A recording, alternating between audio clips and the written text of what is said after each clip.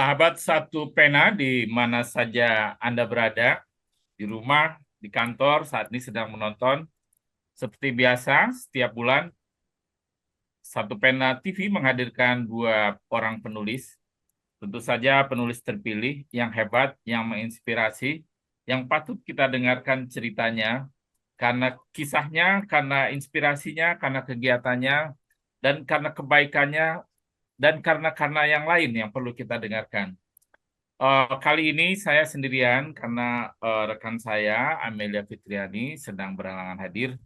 Jadi hari ini dia absen, minggu depan atau pada edisi selanjutnya dia akan tetap hadir.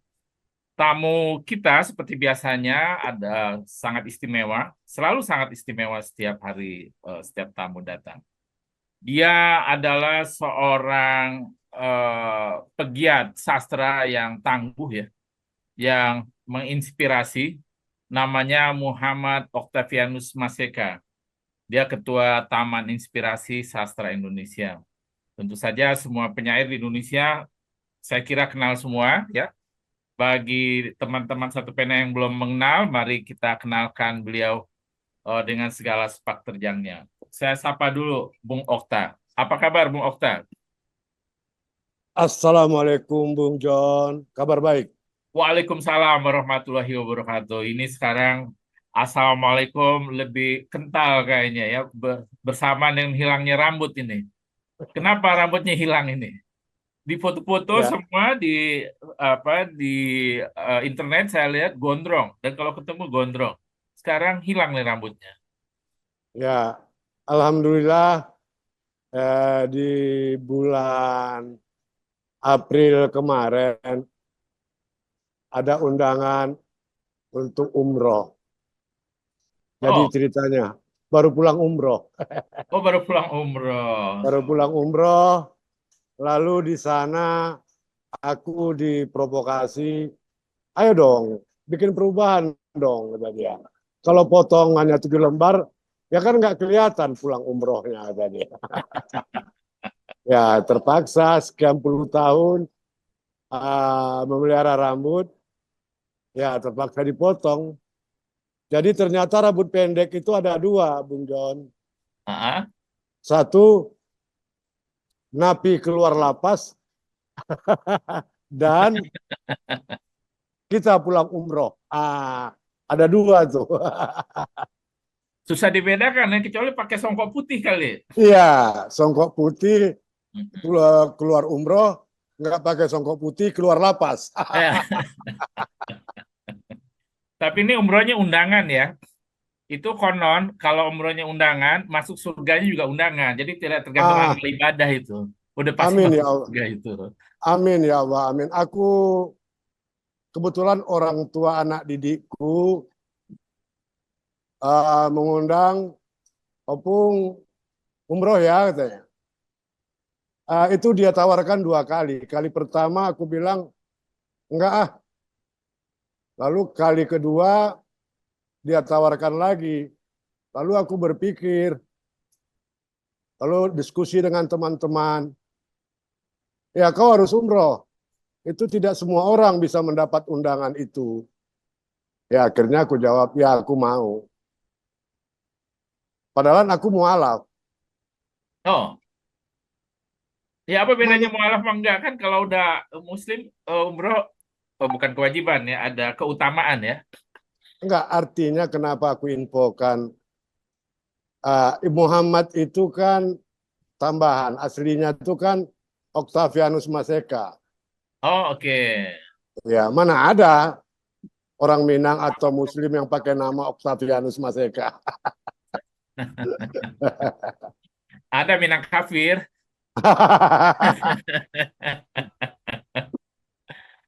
Terus bagaimana Ya, rasanya setelah kembali dari umroh? Apa ya yang berubah selain rambut? Alhamdulillah, Bung. Aku, jika Allah berkehendak, tahun depan aku pingin kembali lagi. Oh, Ternyata ada chemistry aku dengan di sana gitu loh. Seperti mengundang aku ingin kembali lagi ke sana gitu loh. Jadi kalau memang ada rezeki ya tahun depan balik lagi. Ya, itu kan rezeki kita nggak tahu dari mana ya. Tiba-tiba ada opung yang lain yang undang, ada opung yang Iya, ini lagi gitu. iya, betul, betul, betul. Apa nikmatnya apa ketika umroh? Saya belum umroh, jadi nggak bisa apa merasakan. Mungkin bisa berbagi kan? Ada satu hal yang perlu teman-teman ketahui. Aku mempunyai penyakit asma. Oke. Asma itu tidak boleh bekerja keras dan jalan jauh karena akan berdampak kepada pernapasannya. Lalu apa yang terjadi? Ketika aku mulai tawaf dan ketika aku mulai sa'i, ya Allah, aku berserah padamu. Keanehan datang Bung John, tidak terasa tawaf 7 kali, sa'i 7 kali putar dan lebih jauh dari tawaf. Aku tidak ngos-ngosan, seakan aku tidak mempunyai penyakit. Itu keajaiban yang aku alami. Itu satu. Yang kedua, yang mungkin teman-teman juga sukar melakukannya karena ini pendapat temanku. Jadi aku ingin mencium Ka'bah. Aku katakan, tolong bantu aku mencium Ka'bah, antarkan aku ke sana.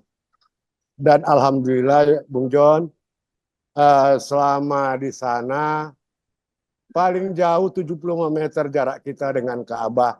Itu sholatnya, wah enak Bung, enak dekat. Lalu kembali kepada mencium Ka'bah tadi, di saat subuh, sholat subuh usai, aku diantarkan apa yang terjadi. Seperti Musa membelah Laut Merah. Ya, itu aku nggak sampai 5 menit, langsung sampai ke Ka'bah.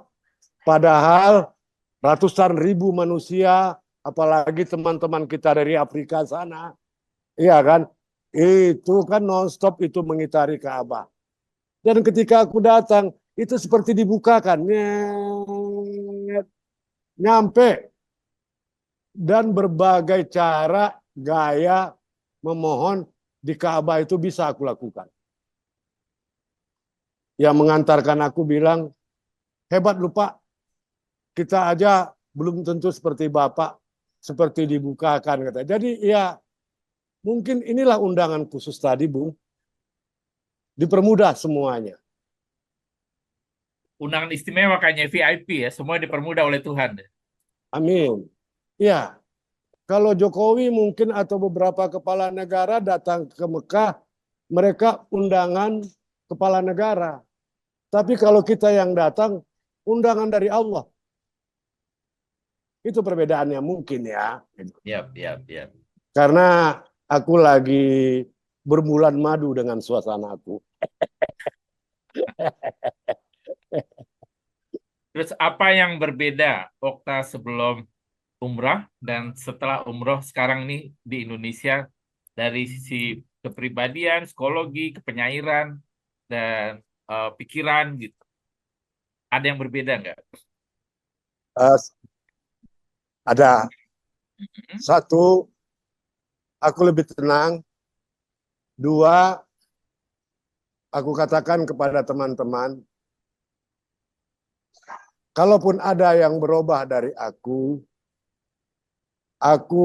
hanya ingin pertama menjalankan sholat 5 waktuku dengan benar. Karena selama ini aku tidak menjalani, Bu. Betul. Sekarang pun aku jalani masih bolong-bolong. Itu pertama yang aku todong adalah Ison Khairul. Dia itu kan sudah tidak terhitung kan dia pergi umroh dan dia juga ada haji kan gitu loh. Oh iya, Jadi dia Pak Haji ya. ya dia Pak Haji gitu. Jadi begitu dia datang, ayo temanin aku sholat. Oh ya, ada sedikit info dengan kepada Bung. Menuju Mekah secara syariat, aku belum selesai melafazkan semua ayat-ayat itu. Dan aku membuka diri kepada teman-teman. Jadi aku dituntun di sana. Seperti ya pokoknya mulai kabirau sampai atayatul itu aku belum benar mengucapkannya. Nah, waktunya di sinilah aku mulai belajar kembali gitu. Tapi nikmat, Bung. Artinya memang ketika selesai sholat itu rasanya beda banget gitu loh. Jadi kalaupun ada itu, Bung, aku rindu sholat. Sorry ya. Tapi kan lafal itu walaupun tidak lancar itu kan gerakan mulut. Gerakan hati kan mantap kan. Insya Allah, Bung. Insya Allah. Insya Allah. Ya, selamat. Semoga tahun depan bisa kembali lagi dan ngajak saya. Ya, Alhamdulillah. Saya belum Mudah-mudahan, umroh, insya belum Allah. haji. Insya Allah. Karena Arif juga masuk dalam daftar tunggu. Oh, Arif masuk dalam daftar tunggu ya. Ya, Untuk haji. ya. Enggak. Kita pingin trio musketer ini pergi umroh bersama-sama, gitu loh. Oh, luar Enak, biasa. enak, Bung. Di Mekah atau di Masjidil Haram itu sore kita ngobrol di antara para burung-burung. Aduh, itu nggak kita dapatin di Indonesia. Begitu ada azan berkumandang, iya di lantainya itu kan kita bisa langsung sholat. Iya kan? Ya, Jadi, kalau saya ikut jadi kuartet dong, nggak trio mas ketua lagi. iya, Bung masuk jadi kuartet jadinya. Ya, Bung. Oke, saya ingin balik ini dari awal. Saya pengen tahu bagaimana ceritanya Bung Okta ini menjadi penyair dulu lah ya, penulis puisi dan pembaca puisi. Bagaimana darah siapa itu yang mengalir di tubuh Bung Okta? Kalau darah boleh dikatakan tidak ada, Hmm. tidak ada. Cuman memang aku berproses dalam dunia tulis menulis ini itu dari SMA. Aku menetap lama di Sumatera Barat, namanya Kota Padang, dan lebih spesifik lagi di Taman Budaya Padang. Hmm. Jadi kadang aku bolos tinggal di Sanggar, kalau pulang sekolah juga di Sanggar. Pokoknya proses penulisan aku semua bermula di Taman Budaya Padang. Jadi Nah itu kalau kenapa mengarahnya ke kalau bolos ke taman budaya, bukan ke bioskop, bukan ke pantai, tapi ke taman budaya? Dorongan apa yang membuat datangnya ke taman budaya itu? aku juga tidak tahu juga apa sebabnya, tapi yang jelas uh, yang membawa aku itu ke Taman Budaya almarhum abang namanya Elim. Dia suka main gitar. Jadi Hmm. duluan dia ke Taman Budaya. Lalu aku mengunjungi dia, lalu kupikir dulu itu terasa banget suasana kekitaannya, Bung. Terasa banget suasana kekeluargaannya. Itulah yang membuat aku sering ke Taman Budaya Padang. Itu abang kandung maksudnya. Abang kandung. Jadi bolos sama abang kandung nih ke taman budaya ya dari Enggak, SMA. abang kandung sudah tinggal di Sanggar. Oh, tinggal di Sanggar. Emang dia orang teater. Ya, dia tinggal di Sanggar gitu loh. Itu sama Bu Eke Sulaiman. Lalu dari sana baru tertarik pada dunia budaya. Jadi prosesnya aku punya darah seni suara, Oh, maksudnya bernyanyi ya? bernyanyi. Oke. Jadi aku pernah ikut festival tarik suara di Padang. Lawanku dulu Amir Sampuraga Oh. gitu loh. Dan sempat masuk final gitu loh. Wah, hebat ini berarti teknik nyanyinya. Ya, dulu gitu. Kemudian, kenapa Kemudian tidak meneruskan itu? Tidak memilih bernyanyi, memilih sastra. Kan sastra nggak ada duitnya. Seni suara ya banyak duitnya. ya karena memang ya nggak tahu ya aku mau ngomong apa, tapi eh, aku sangat suka berinteraksi dengan lingkungan sekitar, dengan manusianya, dengan alamnya. Dan kalau aku berinteraksi dengan manusianya dan alamnya itu, aku merasa hidup. Begitu loh, Bung. Berinteraksi dengan alam tuh dengan manusianya maksudnya lebih senang berada di masyarakat dibanding dengan di kelas atau di rumah atau bagaimana itu? Ya, tepatnya itu. Mm-mm. Aku bisa menjadi penonton di segala kegiatan manusia. Aku bisa melihat, merasakan bagaimana misalnya mereka senang, mereka sedih. Itu kontak langsung. Udah aku secara tak langsung merasakan itu, Bu. Jadi sejak lulus SMA akhirnya menetap di Taman Budaya Padang itu. Ya, Ke sana gitu ya. ya. Nah, kapan mulai menulis puisinya, Bung? Oke. Aku menulis puisi tahun 1982 saat usiaku masih 17 tahun. Dan itu masih SMA kelas 1 ke kelas 2. Seperti aku katakan tadi, aku berproses di Taman Budaya Padang dan aku belajar menulis di sana. Ya, pada tahun 82 lah aku mulai memberanikan diri. Karya pertama aku itu judulnya Semut. Semut? Puisinya pendek. Semut. Hmm. Masih ingat? Masih ingat. Masih bisa Judulnya dibacakan? hanya 3 baris. Hmm. Coba. Ini, ini ada semut menggelitik geli. Hanya itu aja. Ini Jadi, sebentar, saya tanya dulu nih. Itu kan puisi waktu SMA ya. ya, Nah, kenapa ceritanya bukan tentang semut, bukan tentang gadis cantik, jatuh cinta, kegelisahan? Justru semut itu. ya. Kalau kita bersanggar itu, mungkin Bung juga sudah tahu bahwasannya hari-hari kita itu bermasalah. Makan bisa 1 kali sehari, kadang tidak makan baru besoknya makan.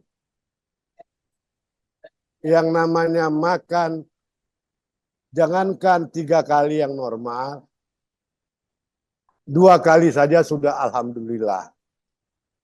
Jadi, saking sudah terbiasanya merasakan uh, tidak makan, lalu metafornya aku larikan kepada semut. Semut kan kalau menggigit sakit, Bung. Iya. Iya kan?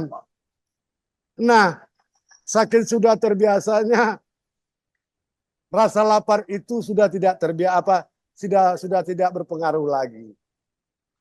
Jadi makanya dia bisa menjadi lelucon. Padahal kita menipu diri, kita tertawa, lalu berhumor-humor ria. Pokoknya ya kalau bahasa orang Padang itu mengicuah. Dia kicuah perutnya, dia tipu perutnya. Sesungguhnya bunyi-bunyian di dalam itu sangat berbunyi. Jadi ada semut menggelitik geli. Itu kira-kira, Bu. Jadi aku larikan ke semut. Aku juga nggak tahu kenapa tiba-tiba aku melarikannya ke semut gitu loh, Bu. Jadi itu metafor sekali ya Ya, tentang keadaan di ya, masa itu. ya, Nah, lalu itu kan tahun 82 ya. ya, Tahun 85 udah terbit buku pertama, Kang. ya, Buku puisi pertama. ya. Mm-mm. 82 aku berproses. Kalau dapat inspirasi, kebetulan di samping di sanggar aku itu teater muka namanya. Itu ada kelurahan.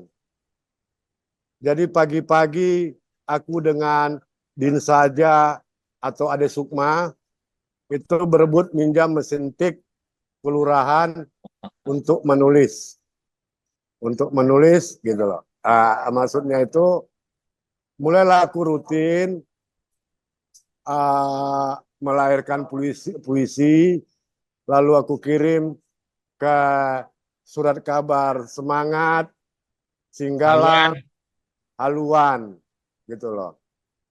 Lalu berproses terus, lalu hampir kira-kira 80 apa 90 itu, 90 puisi, aku beranikan langsung ngomong ke kritikus sastra kita, Bapak Mursal Esten, almarhum, ya kan, Pak, ini puisi-puisiku, coba Bapak lihat, layakkah untuk diterbitkan? Saya kasih. Sebelumnya, di hari yang berbeda, aku juga memberikan ini, puisiku ini kepada di Sumatera Barat, beliau dikenal panggilannya Papa. Papa Rusli Marzuki Saria. Dia itu Papa penyair Sumatera Barat. Jadi sebut aja Rusli Marzuki Saria, Papa. Kalau dia penyair pasti tahu itu. Aku berikan ke Papa, lalu dibaca sama Papa. Oke? Papa setuju? Bersamaan dengan itu, Pak Musra Esten juga mengangguk-ngangguk. Gitu. Dia setuju. Ya, jadilah puisi aku itu diterbitkan dalam bentuk stensilan, Bung. Judulnya, Stensilan dulu ya. ya, dulu kan tahun 80-an kan, ya.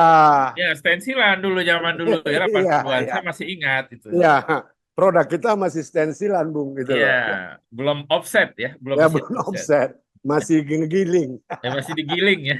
masih giling dia. Ya, itu. Bikin masternya juga di mesin ketik kan? Mesin ketik, gitu loh. Nah, Iya kan, lalu pakai apa? Bung tahu lah itu apa, seperti kertas apa gitu berlembar-lembar kan ya gitu loh. iya, pertama pakai kertas masternya, Iya, lalu pakai ada HVS digulung. ada tintanya kan kalau nggak salah Ya, itu ada ada tinta. tintanya. Iya. Nah, Jadi itu puisi diciptakan pagi semua ya, karena diketik di kelurahan sebelum kelurahan bekerja, belum mereka kebanyakan ada Pak, bekerja. kebanyakan pagi, kebanyakan pagi. Cuman endapannya tentu tidak pagi. Ya, itu nunggu ini udah meledak, udah penuh, Ya, pagi-pagi baru kelurahan ditumpahkan ya. dan mesin tik itu, Bung, saya rasa Bung merasakannya. Itu royal yang panjang, Bung. Oh, Yang panjang. iya, Mau 60 cm. 60 atau lebih lah. Ya, Iya, ya, sangat kuno itu, gitu iya loh. saya tahu itu. Buat di kelurahan kan buat nyatet kependudukan itu, Iya, jadi perlu panjang ya. dan bunyinya, Bung, aduh, kutak, kutuk, kutak. Dan yang pakai itu antri ya. Ada penyair lain yang juga mengetik. Iya, Oh, karena kita di Sanggar, jadi mesin tik kelurahan itu sangat berjasa melahirkan karya, gitu loh. jadi banyak karya puisi lahir dari mesin tik kelurahan itu ya. Ya, Jadi Pak Lurah dapat pahala banyak itu. ya, Melahirkan penyair. Lalu tadi kita ringkas cerita akhirnya dicetak ya dalam bentuk stensilan. ya. Ada 90 puisi ya. Ada sekitar 90-an puisi. Mm-mm. Lalu tidak dijual atau dibagi-bagikan begitu saja. eh Kelanjutannya, alhamdulillah, itu kan karena stensil, itu tentu Mm-mm. diperbanyak dong, ya kan, Bu Yap, Abung? yap. Nah, ketika diperbanyak, aku mengadakan pertunjukan baca puisi. Hmm. Pertunjukan baca puisi, lalu aku bekerja sama dengan Arbes Rasonia Bung pasti tahu itu Arbes, Radio Arbes. Radio ya, Radio Arbes ya, terkenal Arbes, dulu ya. ya. Lalu aku menjual tiket, lalu aku promokan, minta bantu ke teman-teman di IKIP Padang, di UNAN, gitu loh, untuk menjualnya.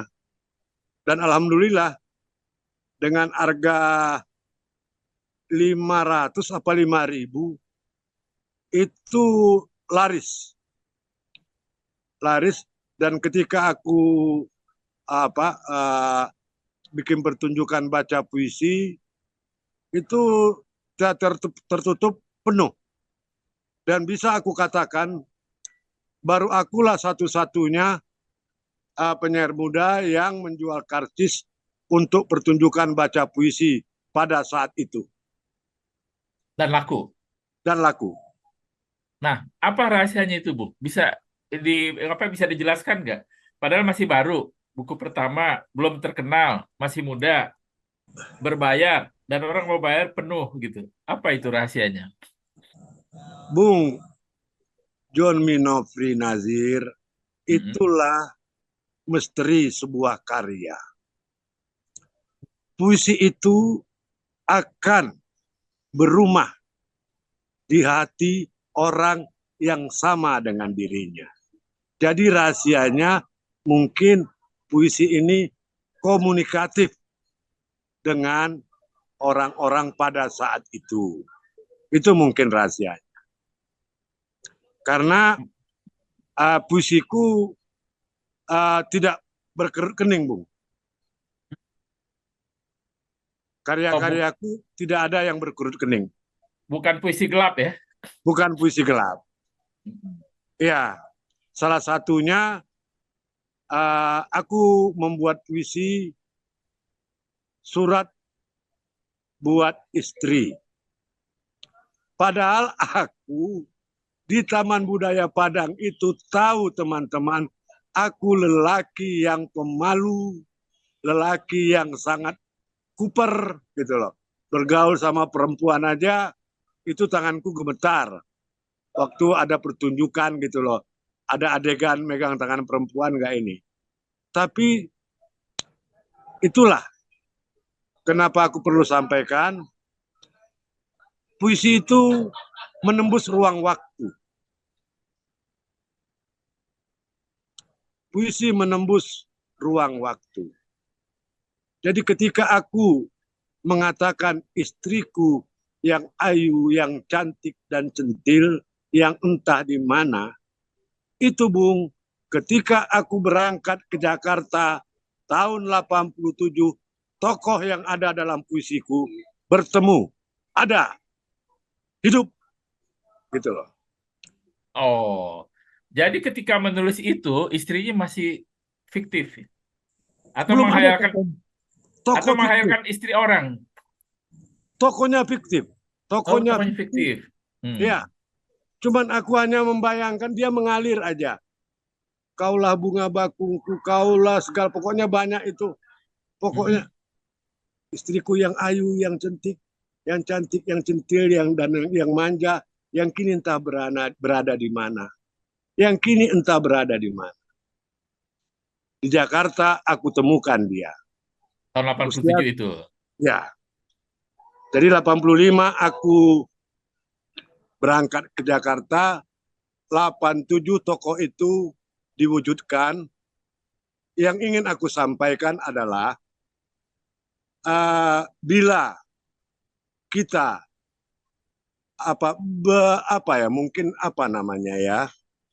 ketika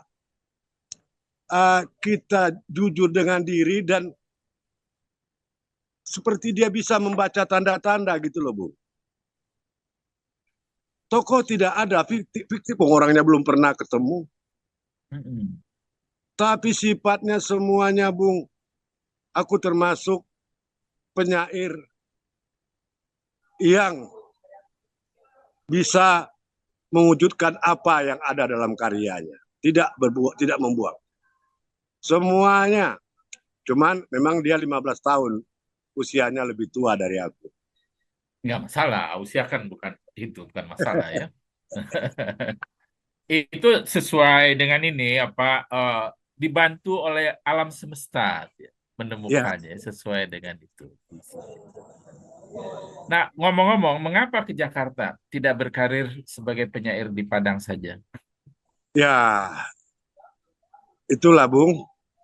Jadi ketika aku lagi bulan madu dengan kepenyairanku, karena ya sorry Bung, rambut panjang, ceking, pokoknya untuk Padang aku dikenal lah pada saat itu. Hmm. Seperti renderanya Padang lah. Ya, percaya, percaya. Dan pada saat aku lagi berbulan madu dengan karyaku itu, ya abangku meninggal Ini di Jakarta. Aku sendirian di Padang, Bung. Aku sendirian, makanya aku tinggal di Taman Budaya Taman Padang. budaya. Ya, Maksudnya lalu sendirian, keluarga di mana? Ayah ibu pindah maksudnya? eh, kan anggota pindah ke Jakarta, Oke, pindah anggota tugas, ya. pindah tugas ke Guntur, gitu loh. Mm-mm. Nah, aku tetap di Padang. Nah, datang orang tua bilang, Okta, abangmu sudah tidak ada, jangan sampai kita nggak tahu rimbanya kau di mana nantinya, kau pulang ke Jakarta, kita berkumpul di sini. Ya, Oke. sebagai seorang anak, aku nurut. Ya, terserabutlah aku dari kebahagiaanku sesaat itu. Tapi kan sebentar, lari lagi ke tim kan? Ya, ya, ya. Di Jakarta siapa yang membawa Bung Okta ke tim? Oh, jadi sebelumnya aku bercerita, di Padang, aku sudah berinteraksi dengan almarhum Bang Leon, Oh, oke. Leon Dan Agusta, Agusta ya, almarhum. almarhum. Jadi eh, ketika saya sudah sampai di Jakarta, saya ke tim, saya melapor kepada dia, lalu dia katakan, oke, okay, Okta, itu perpustakaan, kau datang kemari, kerja kau kemari hanya baca buku, saya siapkan sarapan pagi, pulang saya kasih ongkos. Cuman itulah kebaikan seorang Leon Agusta. Cuman aku menolak kebaikan dari Leon itu. Kenapa? Pada tahun 85-an itu sedang rame-ramainya masalah Epigon. Hmm. Lalu pada saat itu juga lagi rame dianggap Afrizal Malna anak jawinya Bu Atarji gitu loh. Mm-mm. Atau katakanlah epigonnya Tarji. Nah, aku dengan segala kebodohanku, aku nggak mau aku dibilang nanti epigonnya Leon. Ya, fasilitas itu aku tolak. Maka jadilah aku sedungu sekarang. Kalau enggak, Bung, Bang naskahnya, Bang, kerja aku hanya baca. Kau lapar, itu makanan. Kau butuh ongkos pulang, ini duit. Itu fasilitas yang diberikan oleh Leon. Aku tolak. Karena Leon Agusta termasuk orang yang membicarakan pertunjukan baca puisiku ketika di Jakarta, di Padang. Oke, dia melihat potensi besar ini. Ya, Cuma mungkin. kita tidak mau jadi epigon masalahnya Ya, kan? ya, Jadi diri sendiri. ya, Tapi kan akhirnya sukses ya. Saya kira sukses. Banyak saya baca itu di internet, di mana-mana. Bung Okta itu luar biasa suksesnya. Terutama dengan kegiatan yang sekarang ini ya. Kapan itu ke Taman Inspirasi Sastra Indonesia berdiri? Itu kan ya, menunjukkan prestasi seorang Okta ya. Sebelumnya saya mundur sedikit boleh. Mm-mm. Sebelum saya kembali ke sastra, ketika saya datang ke Jakarta, saya lihat kompetisinya sangat ketat dan aku merasa rasa kekitaannya tidak seperti yang aku rasakan di Padang. Lalu aku banting setir. Aku banting setir ke dunia audiovisual karena ada teman teaterku yang di Padang kuliah di IKJ, IKJ. IKJ. Di tim Jadi juga kan itu ya? ya di tim juga semuanya seputar tim. Jadi mulailah aku secara otodidak mempelajari skrip, menjadi kru sinetron. Mm-mm. Itu sekian belas tahun, saya dari pencatat skrip ke pencatat adegan, lalu saya jadi astrada, lalu menjadi sutradara. Ya, ya alhamdulillah lah. Memang setiap yang aku kerjakan itu aku total di dalamnya. Jadi Iya, iya. secara otodidak aku mengantungi kartu KFT, karyawan film televisi, dengan job di sebagai sutradara sampai hari ini. Luar Ah, biasa ya. ya.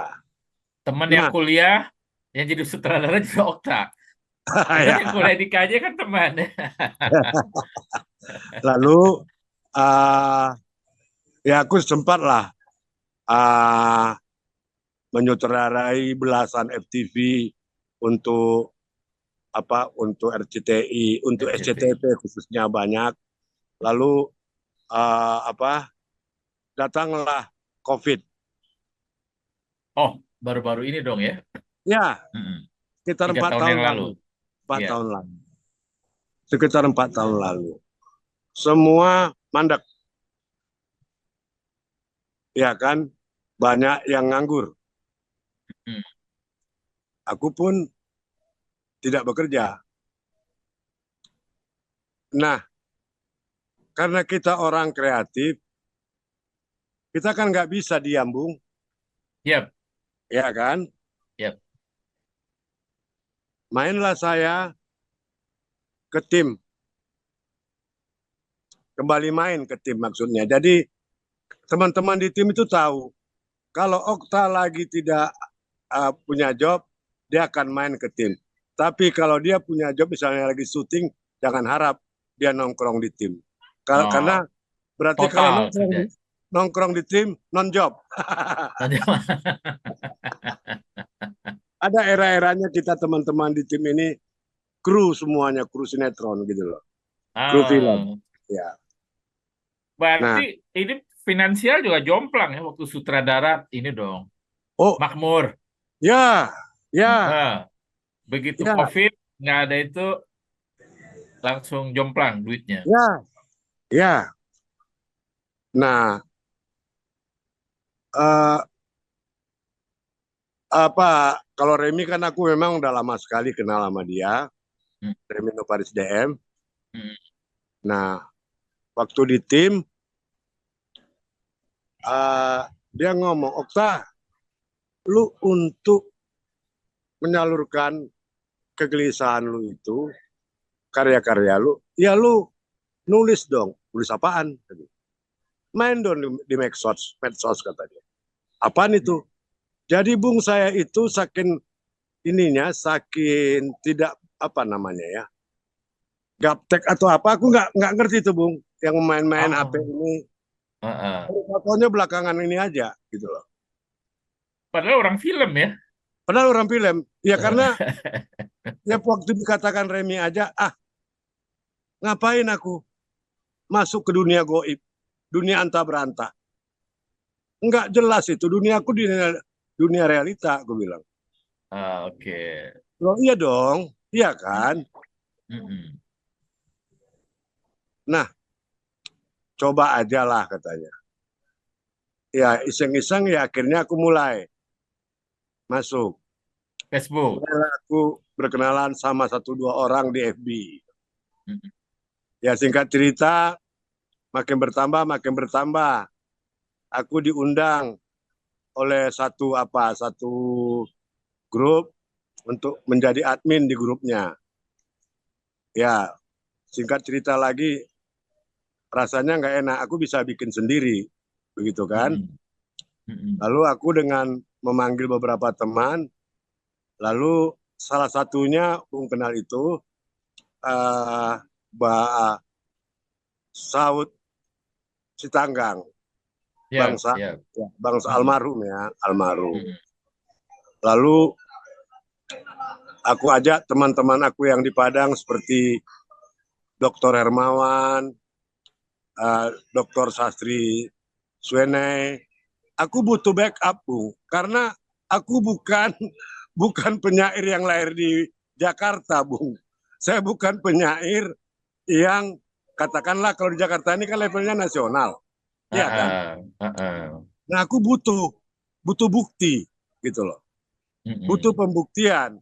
Sehingga kalau kalian mau kenal sama aku bukan kaleng-kaleng, nih tanya ini, tanya itu. Ah, kira-kira kayak gitu, Bung. Kayak gitu loh. Karena loh, ya tiba-tiba jeling nongol kan aneh, Bung. Iya, Iya kan? iya. Ah, Bagi ah. mereka di sini. Lalu aku jelaskan, aku itu kalau main angkatan sebenarnya aku angkatan 85. Kalau pernah dengar Mm-mm. nama apa Iyut Fitri, Ayut Fitra, Adri Mm-mm. Sandra, saya bilang Mm-mm. itu angkatan aku cuman tidak konsisten gitu loh. Itu sama-sama menulis sama aku bilang. Kalau nggak percaya, telepon aja. Jadi semacam pembuktian loh, Bung. Jadi pembuktian. Gua ini penyair dari dulunya. Cuman cuman tidak Sampai di konsisten. sana ya. Ya, ya. Ya alhamdulillah. Jadi kadang-kadang memang perlu kadang-kadang pembuktian kayak itu. Mm-mm. Seperti itu, Bu. Nah, ya itulah. Jadi kemana-mana sampai hari ini, Dokter Hermawan selalu aku sertakan dalam segala kegiatanku, gitu. Masih Gitu. perlu tuh cantelannya, padahal udah top sekarang kan. Ya, ya, loh. Saripudin Arifin kan Bung tahu kan, gitu loh. Mm-mm. Nah itu juga aku pingin dia menjelaskan. Begitu lama, Bung, begitu lama. Begitu lama eksistensi aku itu, ya memang, lagian aku kan di sini buku kan kumpulan puisiku nggak terbit. Iya kan? Karena aku Siap, siap. punya apa mindset lain, cara berpikir lain tentang buku puisi itu dan tentang kondisi kita sekarang. Jadi Boleh kenapa? diceritakan bagaimana tuh? Apa pemikiran Bung tentang buku puisi Ya, saat ini tuh? ya, Mindsetnya bagaimana? ya,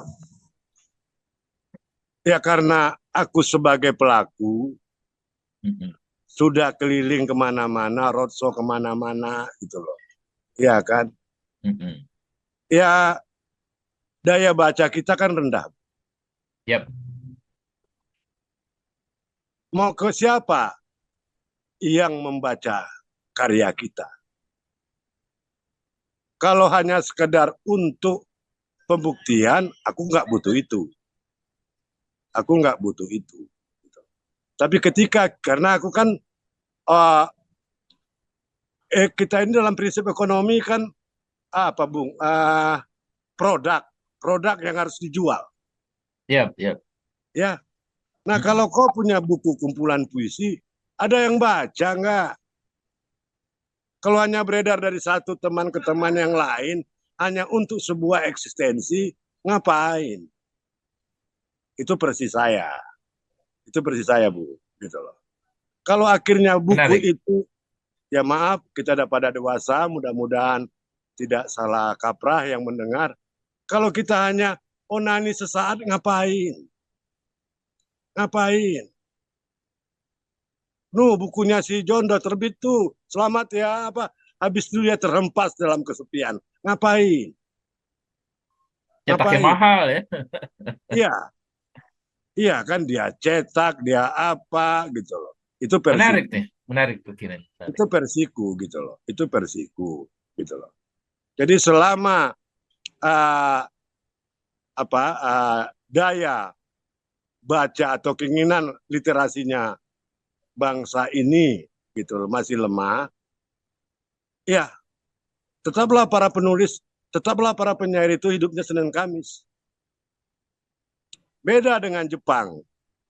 Di Jepang, ini aku belum pernah ke sana, tapi aku mendapat info, daya baca mereka itu gila. Menunggu di halte aja, mereka baca buku. Dan bukunya itu macam-macam. Dan pilihan orang untuk berproduksi atau menjadi penulis pun macam-macam. Ada penulis komik, ada penulis apa, tapi marketnya jelas. Di Indonesia apa? Apa? Gitu loh. Ya, di Jepang opera surat kabar sampai 10 juta. 10 juta. Nah, Di Indonesia paling tinggi kan 700.000. mama, Oh. jomplang banget gitu loh. Itu udah paling tinggi loh ya. Ya, Apalagi majalah 3.000 aja dianggap bestseller. Buku di ya. 3.000 laku bestseller. Nah itu realitanya. Jadi ya lalu aku berpikir enggak lah, aku tidak butuh pengakuan. Yang penting aku berbuat gitu. Ya, ada kerinduan pada masanya nanti aku akan menerbitkan kumpulanku. Lalu ada kesombongan, Bu. Kesombongan apa? Ya awalnya itu aku diterbitkan bukan menerbitkan gitu. Kalau itu barang laku diterbitkan dong. Iya, iya. Ya kan tapi kan kembali lagi marketnya gitu loh. Pasarnya. Loh, Bung bayangkan Chairil Anwar masuk dalam kurikulum. Iya kan? Ketika saya roadshow, saya bikin tantangan. Kamu kenal Chairil Anwar? Kalau kamu kenal, saya kasih duit gocap untuk makan bakso, saya kasih buku.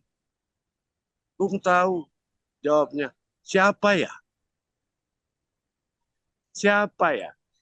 Tapi coba Bung tanya, apa aplikasi gadget terbaru hari Dia ini? tahu ya. Dia tahu. Padahal Chairil Anwar itu penyair terbesar kita ya sampai saat ini. Masih salah seorang ya. Mestinya dia kenal ya. Ya. Ya. Ya karena makanya saya bilang, saya sudah observasi. Saya sudah turun menanyakan. Orang pulang sekolah saya tanya. Artinya bukan tidak semuanya ya, Bung, yang tidak tahu. Tapi mayor tidak tahu gitu loh. Makanya ini diterima roadshow-ku keliling Jakarta oleh Dinas Kebudayaan gitu loh. Ya, itu menarik. Sebelum kita lanjut soal itu, kita putarkan dulu video Bung Okta baca puisi ya. Siap. Oke, Bayu, tolong Bayu. Tak sepadan, karya Chairil Anwar.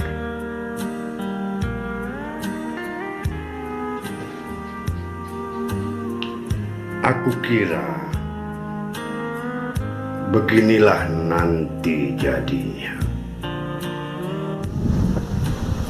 Kau kawin, beranak, dan berbahagia. Sedang aku mengembara seperti Ahasperos di kutub Sumpai Eros. Aku merangkaki dinding buta, tak satu pun pintu terbuka.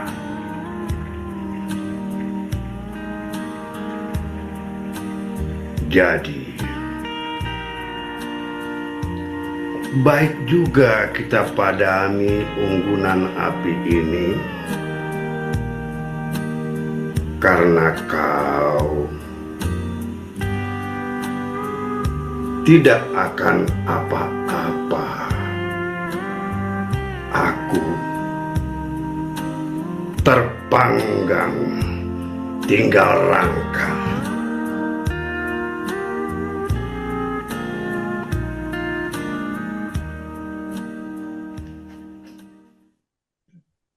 Luar biasa, Bung. Itu gimana ceritanya baca puisi itu? Kayaknya apa suara Bung itu memang luar biasa kalau baca puisi. Kayaknya memang bisa jadi penyanyi, jadi baca puisi bagus banget. Ya modal dasarnya yaitu Bung. Ya vokal yang ada atau materi yang ada. Nah, itu direkam dalam rangka apa, Bu? Oh, aku kan sebenarnya ingin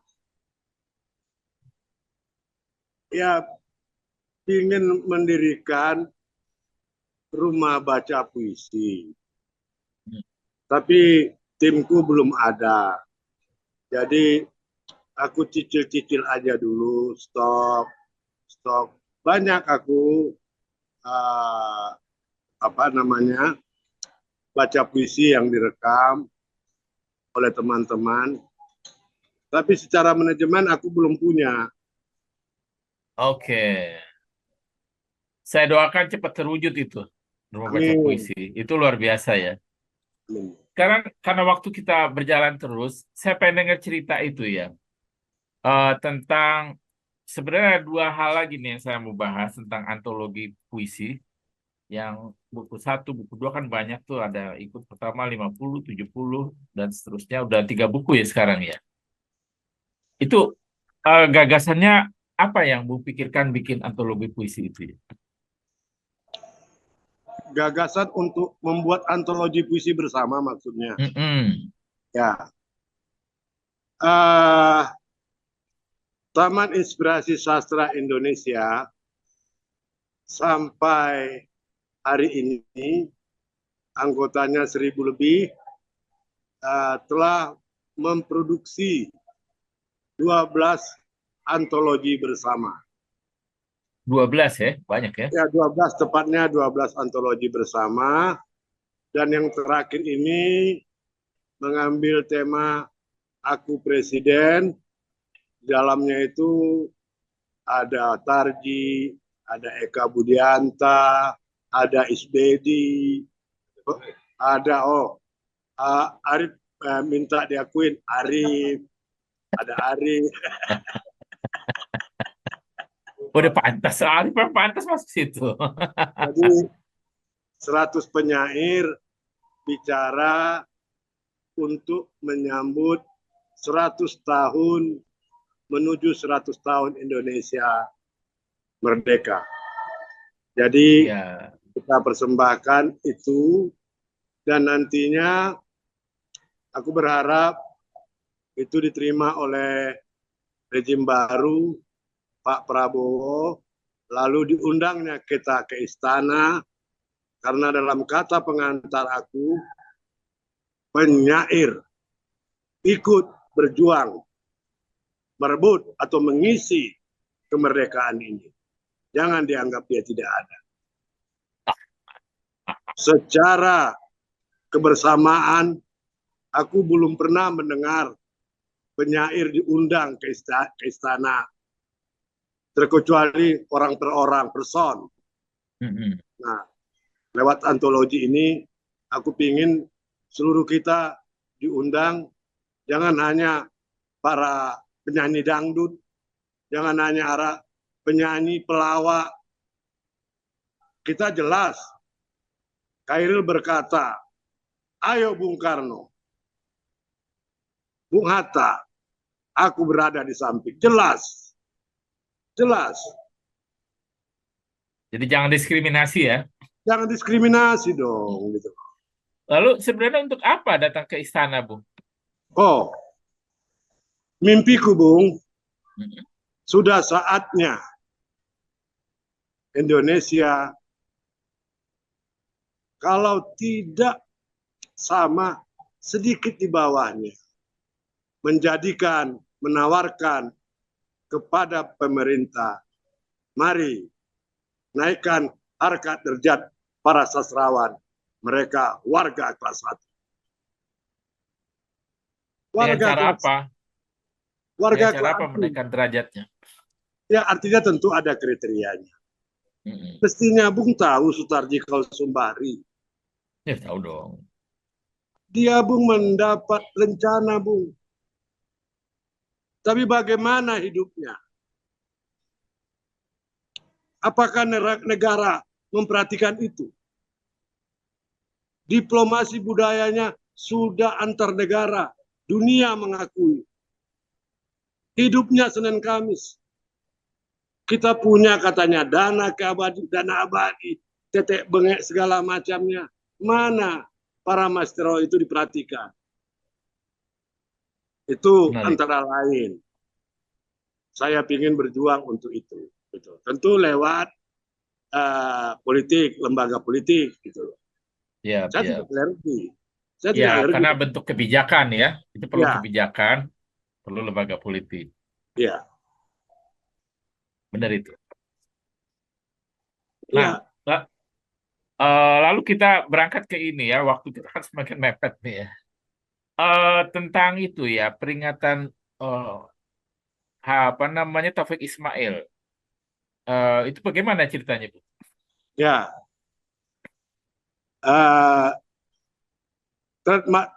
Dari TC 3 tahun belakangan ini, TC dengan Dinas Kebudayaan selalu mengapresiasi para sastrawan dengan memberikan anugerah sastra. Jadi awalnya TC memberikan anugerah atau memperingati 1 abad Kairil. Tahun 2023, lalu TC memberikan anugerah kepada Sutarji Kaulsumbahri. Yang ketiga, sekarang ini TC lewat penelitiannya bersama teman-teman termasuk Arif, kita memberikan penghargaan kepada penyair 3 zaman, penyair yang merekam banyak peristiwa, Taufik Ismail. Begitu, Bung. Apa bentuk penghargaannya, Bu? Penghargaannya itu karena ini pemerintah, lebih kepada pemerintah ya sifatnya mengapresiasinya ya mentok-mentoknya ya kepada materi lah dulu. Materinya itu tidak besar, tapi sudah dimulai dengan cara itu. Jadi memberikan sejumlah materi, lalu kita memperkenalkan kembali, mengingatkan kembali kepada masyarakat. Ada maestro sastra yang masih hidup sampai hari ini, yang puisinya sering kamu bacakan. Kira-kira begitu, Bu. Nah, itu menarik ya. Materi simbolik lah ya, tapi mengenalkan sastrawan ke masyarakat bahwa mereka masih ada di sekitar kita, itu luar biasa itu. Itu saya dengar diperingatkan di 6 daerah Kota Madia Jakarta ya. Ya. Di mana aja tuh, Bu? 6 wilayah, Bu. 6 wilayah. 6 wilayah masih DKI. Terakhir itu di Pulau Seribu. Mungkin kalau untuk Jakarta ya saya ya biasa-biasa. Tapi Bung tahu di Pulau Seribu sampai jam malam ini baru Taman Inspirasi Sastra Indonesia yang memperkenalkan sastra ke sana, Bu. Sedih nggak kita? Sedih sekaligus luar biasa ya. Sedihnya karena baru pertama kali, luar biasa karena TC membawa itu ke sana kan? Ya. Padahal Jakarta kota literasi, kota literatur, tapi apa namanya Pulau Seribu, Pulau Pramukanya nggak pernah disentuh sastra. Gila nggak? Mana kota literasi itu? Mana? Ya, itu sudah benar. Daripada kita mengeluh terus, ini action yang baik dari TC. Ya. Terus itu kan biayanya besar, Ibu. Dari mana itu biayanya? Ya. Pulau Seribu, kemana-mana, bawa orang banyak, gitu kan? Itu kan perlu biaya ya. Ya. Sedikit saya memperkenalkan diri. Di sana banyak teman-teman yang tidak kuat bersama-sama, karena saya sendiri, Bung, sampai hari ini. Istri saya sudah meninggal. Dan saya tidak punya keturunan. Kenapa ini saya beritahukan? Orientasi saya bukan ekonomi, bukan proyek. Kalaupun ada efeknya, dapatnya, itu efek, bukan tujuan. Oke. Apa yang saya kerjakan ini bisa menghidupi saya, itu efek, bukan tujuan.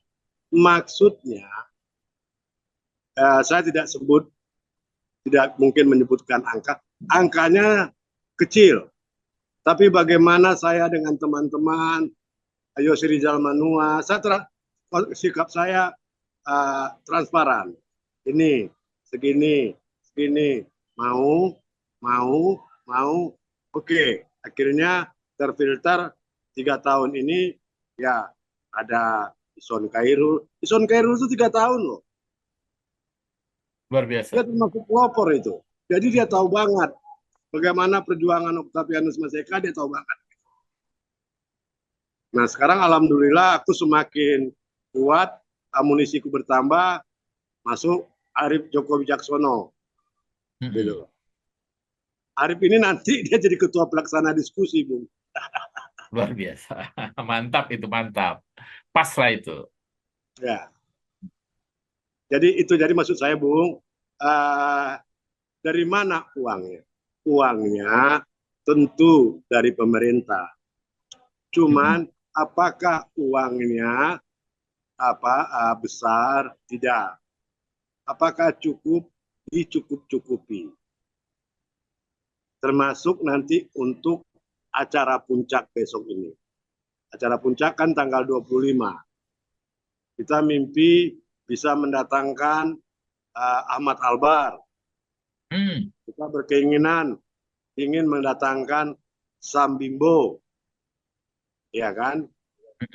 Bulan Jamila. Gitu loh. Ya kita lihat aja nanti tanggal 25 ini.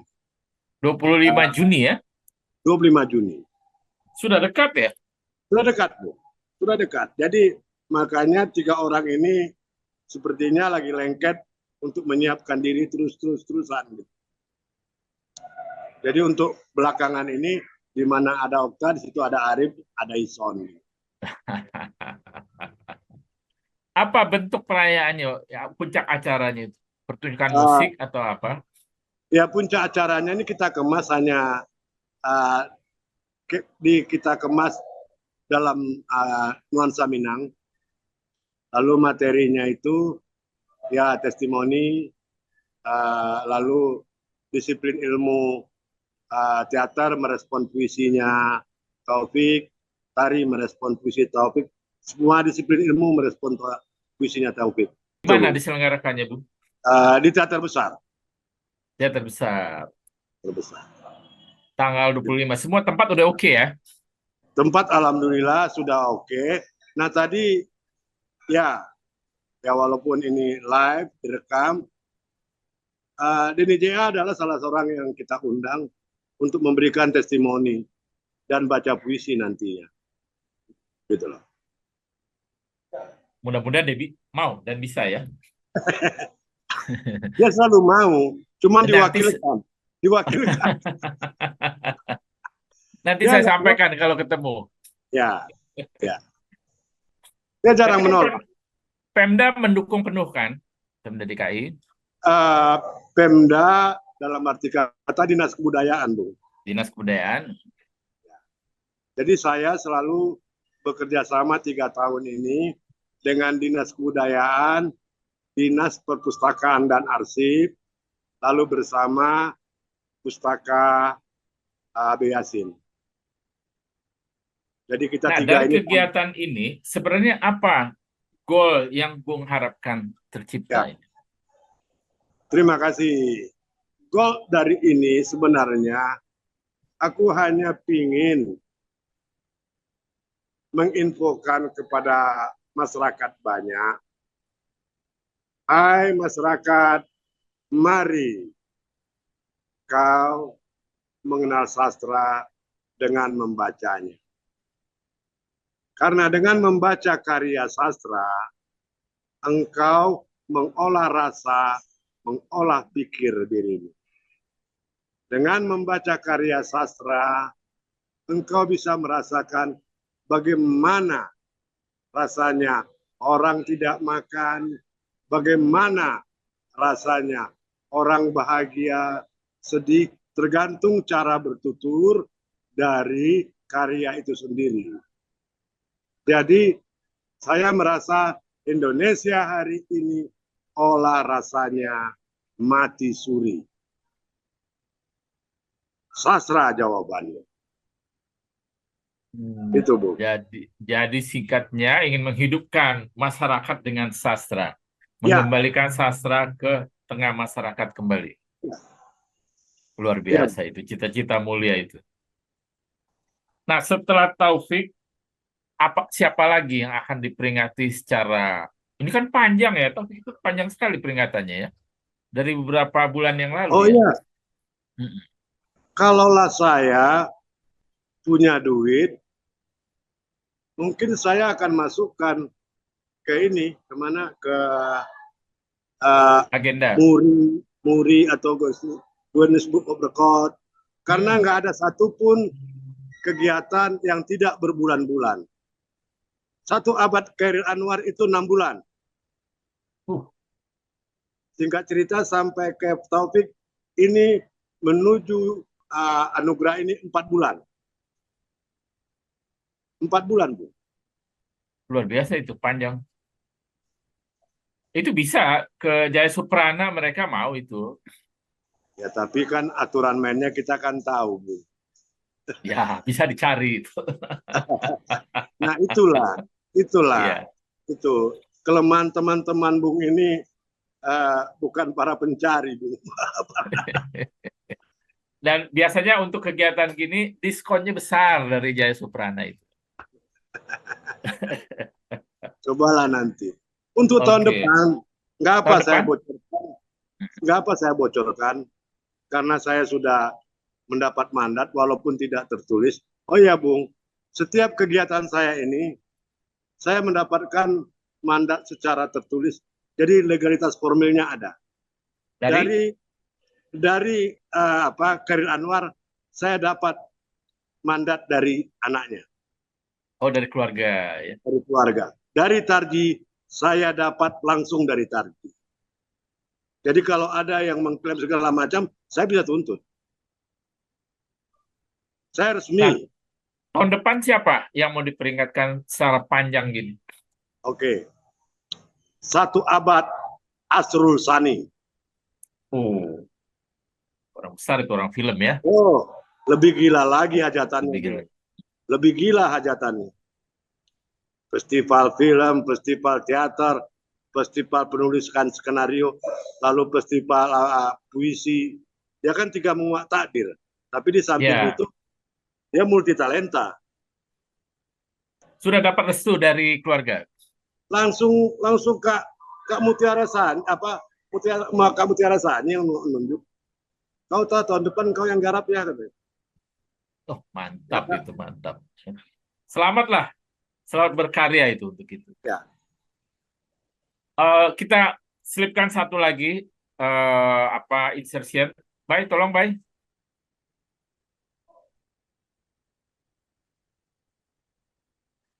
Oke. Ini salah satu antologi tadi ya, Bung Ustaz. Itu kenapa 77? Angkanya itu apakah ada arti tersendiri dari angka-angka itu? 77, 50, 100 misalnya?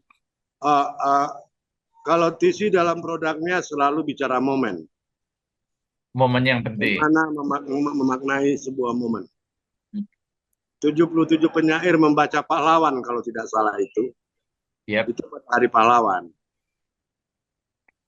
Jadi sesuai angkanya 77, kita undang 77. Gitu loh. Nah, ini yang mau ke 100 tahun Indonesia, kita bikin undang 100 penyair. Yang Jadi 100 itu kapan? hanya menghitung hari, Bung. Oh, sudah Aku selesai semua, presiden sudah terkumpul. sudah terkumpul. Saya lupa, Bung. Lain waktu kita akan produksi bersama. Mantap, mantap. Dengan senang hati, dengan senang hati. Ya.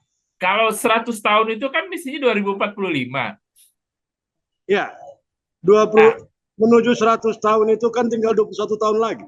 ya, menuju. Nah, setelah itu di antara 21 tahun ini akan ada antologi apa lagi?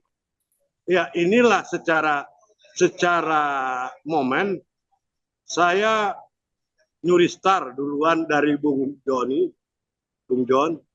Jadi, hai rakyat Indonesia, para penyair melihat ini loh Indonesia persoalannya A, B, C dan seterusnya.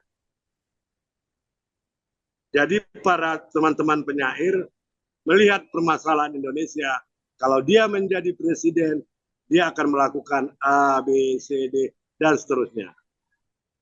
Mantap, Kami masuk di sini. mantap. Kami masuk. Oke, oke Bung, ini udah sejam. Nanti dipotong-potong dari itu. Kalau secara keseluruhan kita sudah 1,5 jam bicara. Nanti karena tadi banyak terpenggal-penggaul ini, kita akan mengakhiri. Tapi mohon baca puisi dulu yang tadi ya. Ini kayaknya puisi yang tadi ada di sini, aku nggak bisa baca. Oh, Aku puisi yang lain baca. boleh. Aku baca langsung ya. Ya, boleh. Silakan. Taufik Ismail dari sahabat untuk Krisel. Suaramu yang begitu sahdu dan merdu telah lebih dari 30 tahun merasuk kalbu. Mulai usia remaja, dewasa, sampai berangkat tua. Kau sampaikan pada kami berjuta getaran nada, mewakili semua bentuk emosi dalam hati. Melalui instrumen meneruskan indahnya bumi. Terima kasih Krise, maestro santun, selembut untuk sebuah bangsa engkau telah menyanyi, yang suka dukanya kau suarakan dengan merdu. Kini engkau pergi, betapa sedih istri dan anak. Semoga engkau tenang di akhirat, mendapat istirahat di Raudatul Jannah, disambut lagu merdu para malaikat. Itu Bung. Ini puisi ini ditulis oleh Taufik Ismail ketika Krise pergi, ketika Krise usai menyanyikan lagu ketika tangan dan kaki berkata. Saya tahu itu lagu itu. Luar biasa. Terima kasih Bung Okta atas wawancaranya, kehadirannya. Kita berjumpa di lain hari. Sahabat Satu Pena, demikian pembicaraan yang sangat menarik dengan Octavianus Maseka. Pria yang banyak gagasan besar saya kira ya. Bikin buku antologi, melibatkan penyair, mengembalikan puisi sastra ke masyarakat, serta memperingati orang-orang besar sastra. Dalam waktu dekat adalah Taufik Ismail. Saya kira semua gagasannya besar dan bermanfaat buat masyarakat. Kita kembali pekan-pekan berikutnya dengan penulis dan penyair yang juga menarik seperti Okta. Sampai jumpa.